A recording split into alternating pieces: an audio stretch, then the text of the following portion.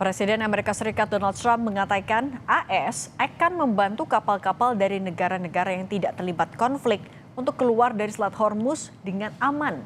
Teheran memperingatkan campur tangan AS di Selat Hormuz melanggar gencatan senjata. Apakah ini kode dari Trump untuk mengakhiri perang atau upaya Trump mencari simpati dari negara-negara lain? Apakah Iran akan membiarkannya? Kami akan bahas bersama peneliti Indo-Pacific Strategic Intelligence Fauzia Cempaka Timur dan peneliti Asian Middle East Center Pizarro Gozali. Selamat petang semuanya. Selamat petang Mbak Cindy. Mbak Cempaka, sebenarnya Project Freedom ini bakalan direspons sebagai sebuah angin segar untuk negara-negara netral atau justru malah meningkatkan potensi eskalasi di Selat Hormuz? Saat ini yang memang sudah memberikan respon terhadap Project Freedom ini justru yang menarik adalah Rusia. Nah, ini Rusia yang pertama kali yang sudah memberikan respon, Mbak. Dan respon ini sebenarnya menarik karena melihat bahwa tidak adanya public condemnation atau tidak adanya sikap yang sifatnya negatif dari Rusia terhadap apa yang mengoposisi sikap Trump ini begitu. Nah, ini yang sebenarnya perlu dilihat karena kita lihat bagaimana bahwa statement yang dikeluarkan Rusia ini sangat penting karena Rusia sendiri baru berhubungan dengan Iran melalui Arakci beberapa waktu lalu, juga melalui komunikasi langsung dengan Trump melalui Putin beberapa waktu lalu. Namun memang statement yang dikeluarkan oleh juru bicara Kremlin yaitu Dmitry Peskov ini lebih menyatakan bahwa agar semua pihak ini menahan diri, tapi tidak ada tekanan yang langsung terhadap Amerika Serikat sendiri. Nah, sebenarnya memang kita tahu bahwa tekanan dari Putin sendiri terhadap Amerika Serikat adalah dalam konteks memang untuk tidak melakukan serangan militer. Jadi sebenarnya mungkin ini bentuk operasi Project Freedom ini, Project Kebebasan ini dilihat sebagai bentuk yang sifatnya low intensity konflik dibandingkan sifat yang tereskalasi lebih tinggi, misalnya seperti serangan militer atau serangan langsung ke IRGC misalnya. Nah, ini menurut saya, dan kita mungkin juga harus melihat bagaimana beberapa waktu terakhir atau beberapa jam yang lalu misalnya Amerika Serikat mengeluarkan atau melepaskan sekitar 22 kru dari kapal kargo Tosca yang sebelumnya milik Iran, yang sebelumnya ditangkap misalnya oleh Angkatan Laut Amerika Serikat. Nah, ini sebenarnya juga dilihat sebenarnya confidence building measure dari Amerika Serikat, meskipun memang dalam konteks operasi Project Freedom ini tentu sangat riskan. Artinya di lapangan bisa saja terjadi pelanggaran yang sifatnya mengeskalasi konflik ini nantinya, Mbak Nah, Cindy. tapi Mbak Cempaka, menurut Anda sebenarnya ini adalah angin segar yang menjadi retorika Trump aja untuk menarik simpati atau dia serius nih sebenarnya? Kalau saya lihat sebenarnya saat ini semua pihak termasuk terlebih Iran sudah memberikan 14 proposal, dan ini sebenarnya ketika statement Project Freedom ini diberikan oleh Amerika Serikat, ini sebenarnya bentuk yang lebih terdeeskalasi, Mbak. Jadi saya melihat sebenarnya mekanisme saat ini pun Iran sedang mendiskusikan dengan Oman, misalnya secara bilateral, diskusi lebih teknis dan mekanisme yang lebih operasional di lapangan terkait dengan pelayaran yang melewati Selat Hormuz ini. Jadi menurut saya sebenarnya ini dua belah pihak sedang memberikan proposalnya di atas kertas terkait Selat Hormuz. Dan kita tahu sebenarnya kedua belah pihak tentu memberikan mekanisme yang paling nyaman dan paling bisa diterima oleh kedua belah pihak, kedua negara begitu. Nah, dalam konteks ini Amerika memberikan melalui operasi Project Freedom, dan Iran mungkin nanti akan bersama dengan Oman dengan mekanisme yang lain, Mbak. Oke, kalau menurut Mas Pizarro sebenarnya Amerika Serikat lagi ngapain sih? Apa motif dia tiba-tiba meluncurkan Project Freedom? Motif di belakangnya apa? Ya, pertama saya tidak percaya itu proyek yang dilakukan oleh Trump itu quote and quote itu berdasarkan kemanusiaan seperti itu ya. Karena tindakan seperti ini yang disebut oleh Washington sebagai evakuasi paksa itu dilakukan tanpa koordinasi dengan Iran.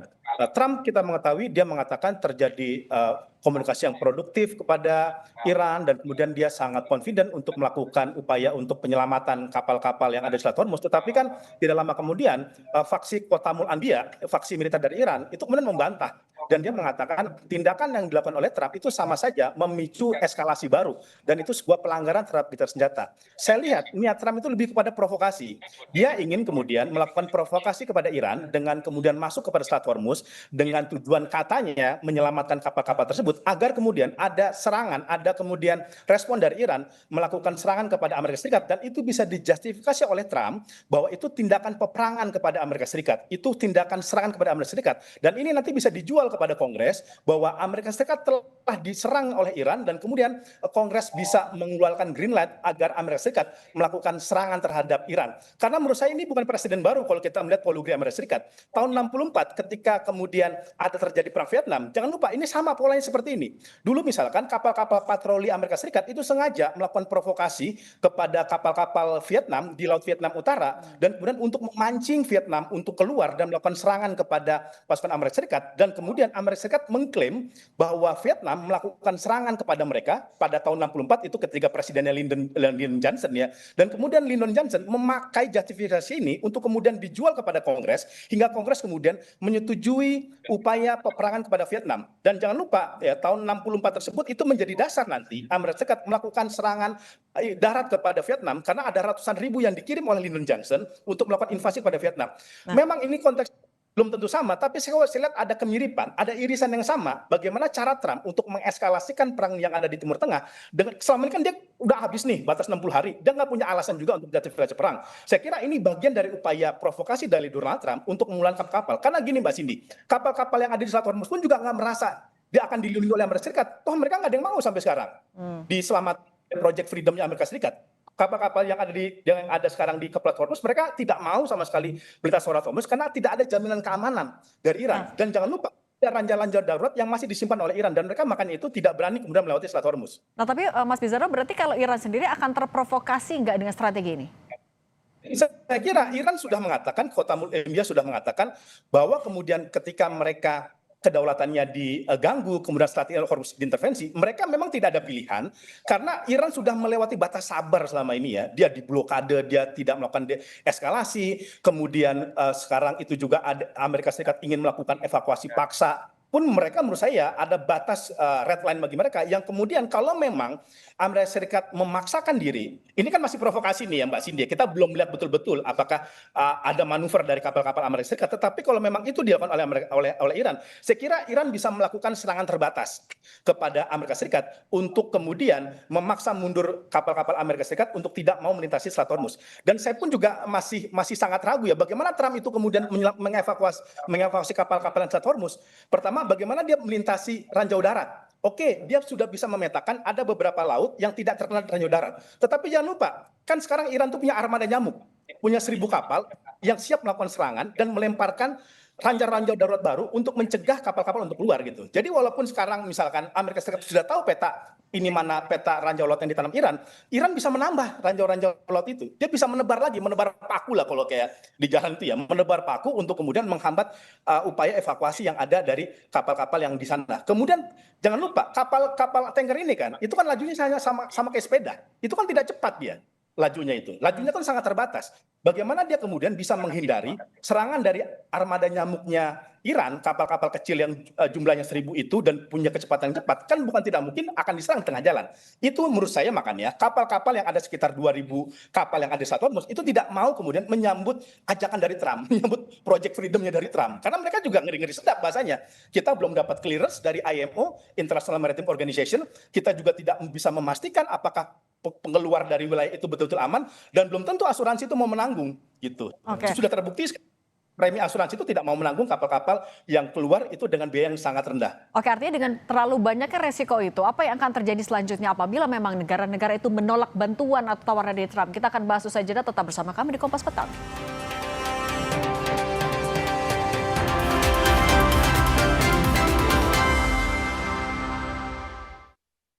Siap-siap lagi deh kita ramein rumah komika. Nggak pakai stress. Kita lanjutkan lagi dialognya, Mbak Cempaka, di tengah gencatan senjata ini, tapi kan tetap ada resiko yang mengikuti apabila ada negara-negara yang mau menerima tawaran dari Trump. Apa resiko, tapi kalau negara-negara itu menolak tawaran Trump ini? Tentu sampai saat ini sebenarnya belum ada negara yang menerima secara langsung, Mbak. Bahkan tadi saya sampaikan, tapi di saat yang sama kita harus melihat diplomasi itu bersikap atau berarah pada ketika penolakan itu tidak ada juga begitu, Mbak. Jadi sebenarnya negara-negara juga tidak menolak tapi juga tidak menerima dalam hal ini. Tapi saya lihat bagaimana salah satu statement yang kalau kita lihat dari negara lain, tadi saya sampaikan di Rusia, mungkin statement yang menarik juga yang kita bisa lihat dari Tiongkok misalnya gitu ya. Tiongkok saat ini jangan lupa adalah merupakan memegang presidensi Dewan Keamanan PBB di bulan ini begitu dan hal yang paling menarik adalah bagaimana ketika presidensi ini yang dipegang oleh Tiongkok ini memanggil konsultasi yang sifatnya darurat dalam konteks membicarakan terutama situasi Hormuz termasuk di dalamnya adalah proyek freedom yang disampaikan oleh atau dipropos oleh Trump. Nah ini sebenarnya bagaimana konteks negara yang sebelumnya Tiongkok tidak memberikan statement yang secara langsung begitu meskipun tentu saja lebih mendukung Iran secara back channel maupun secara sikap lainnya begitu dalam konteks diplomasi di multilateral, tetapi dalam konteks ini memang Tiongkok sendiri menjadikan hal ini penelitian begitu Mbak dan bahkan dibahas pada rapat darurat di PBB begitu. Jadi sebenarnya ini juga sebenarnya kita melihat belum ada penolakan dari negara-negara, tapi juga di sisi lain tentu saja ini juga mengatur ritme agar pintu negosiasi ini masih terbuka antara Iran dan Amerika Serikat karena Tapi memang tentu saja peperangan ini akan merugikan, peperangan yang semakin panjang akan merugikan banyak pihak. Nah, Mbak Cempaka, tapi Dan artinya kalau misalnya ya belum ada yang betul-betul merespons, apakah artinya Project Freedom ini kayaknya gagal deh? mungkin saja Mbak, karena kita lihat di awal-awal perang begitu ya, ada proyek yang sama sebenarnya ditawarkan juga Amerika Serikat ke negara-negara Eropa dan sebenarnya negara Eropa dan negara-negara Teluk begitu dan kedua belah pihak ini tidak menerima secara langsung begitu. Dan dalam konteks ini kita lihat sepanjang hingga pekan ke-9 perang ini berjalan begitu ini juga belum ada proposal yang dilakukan oleh diajukan oleh Trump itu tidak dilakukan juga gitu ya dengan adanya meskipun tidak ada penerimaan dari negara-negara lain dan menurut saya bisa saja begitu proposal ini ya hanya tertinggal di atas meja saja begitu dan merupakan bentuk yang tadi saya mungkin saya setuju dengan yang sampaikan Mas Pizarro bentuk yang ingin melihat respon dari Iran sendiri. Provokasi ya. Kalau Mas Pizarro menurut Anda ini kan di tengah tekanan harga BBM naik, tekanan ekonomi. Kalau misalnya ada negara-negara yang tergoda dengan tawaran Trump untuk dikawal lewat Selat Hormuz, selain resiko keamanan, apalagi yang mungkin terjadi? Terganggukah diplomasi juga antara negara-negara tersebut dengan Iran?